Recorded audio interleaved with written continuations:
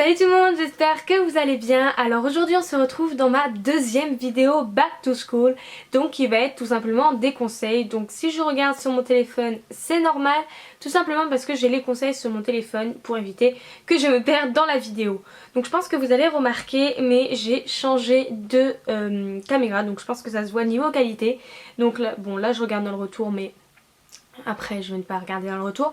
Donc en fait je filme avec un Canon EOS 700D. Donc je sais pas si vous allez pouvoir voir. Je vais essayer de vous montrer avec mon téléphone.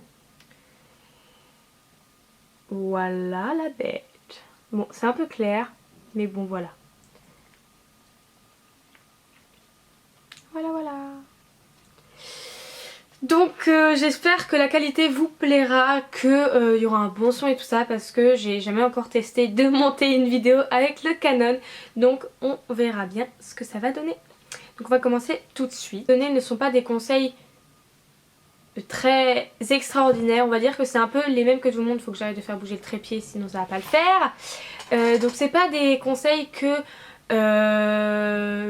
je n'ai jamais vu autre part, justement je l'ai déjà vu.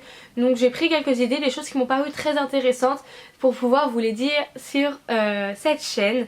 Donc on va commencer tout de suite avec le premier qui est un conseil pour l'organisation. Donc c'est un conseil qui dit que quand vous avez un contrôle, vous mettez un petit post-it, vous savez les petits carrés qui sont pas très grands.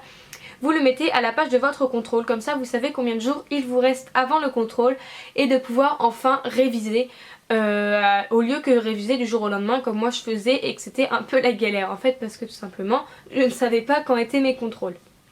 Donc voilà, donc je pense que c'est une bonne alternative pour pouvoir savoir quand réviser en fait. Donc voilà. Donc le prochain conseil va être de se coucher tôt, tout simplement parce que se coucher tôt permet d'avoir plus de sommeil, logique, et donc permet ainsi de ne pas s'endormir en cours et d'être réveillé et d'avoir le cerveau prêt, enfin dans un état prêt à pouvoir apprendre de nouvelles choses, alors que si on est fatigué on va être fermé et on ne va pas pouvoir apprendre de nouvelles choses, et c'est ça qui va un peu bloquer dans l'apprentissage tout au long de l'année. Donc je vous conseille de vous coucher 1 heure plus tôt que d'habitude. Rien que ça peut déjà jouer, mais évitez de vous coucher à 1h du mat, 2h du mat en sachant que vous allez vous lever à 6h le lendemain parce que vous n'allez pas avoir assez de sommeil et vous n'allez pas du tout être au top de votre forme. Ensuite ça va être bien sûr le conseil de réviser au fur et à mesure, c'est-à-dire je vais pas vous dire de réviser tous les soirs parce que moi-même je ne le fais pas, mais essayez de réviser tous les 2 jours, ou alors dès que vous n'avez pas compris une leçon, rouvrez-la, même dans votre lit ou quoi, essayez de la rouvrir, et rien que de la relire ça peut déjà aider beaucoup de personnes.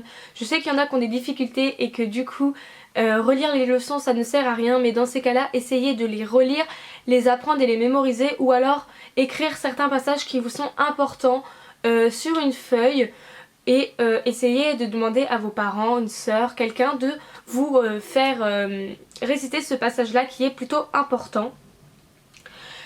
Ça va déjà vous aider à réviser, ça va déjà vous aider à ce que ça rentre dans votre tête. Ça va déjà aussi faire que vous allez avoir certainement de meilleures notes, donc vous allez être certainement beaucoup plus content, vos parents aussi, vous allez avoir plus de lest entre guillemets. Vos parents, s'ils voient que vous travaillez, vos parents vous laissez plus sortir ou des choses comme ça. Donc tout fonctionne un peu comme ça. Voilà, je pense que c'est clair.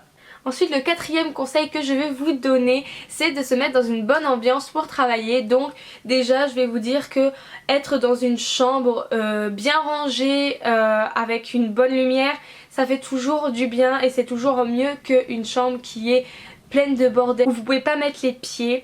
Donc une chambre où c'est vraiment le bordel, c'est un peu compliqué de vouloir réviser. Aussi si vous y arrivez, mettez un fond de musique, pas forcément de la musique très violente mais une musique assez douce, histoire que ça vous mette dans une musique d'ambiance. Allumez des bougies, je sais pas, habillez-vous correctement dans une tenue assez confortable.